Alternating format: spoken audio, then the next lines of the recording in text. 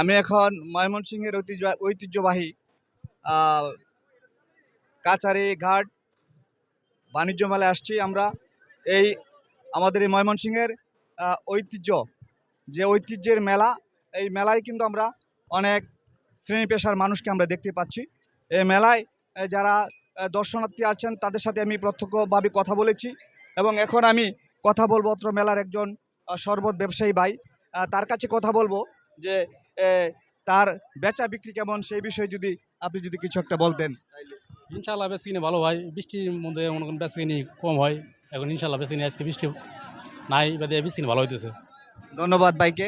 ভাই আমাদেরকে তার জানিয়েছেন যে আজকে ওয়েদার বৈরী আবহাওয়ার কারণে হয়তো যেভাবে তার ব্যবসাটা হওয়ার কথা ছিল সেভাবে হয়নি। যা হয়েছে তাতে তিনি আলহামদুলিল্লাহ শুকরিয়া জ্ঞাপন করেছেন। এই ছিল আমার কাছে ময়মনসিংহের বাণিজ্য মেলা থেকে সর্বশেষ তথ্য।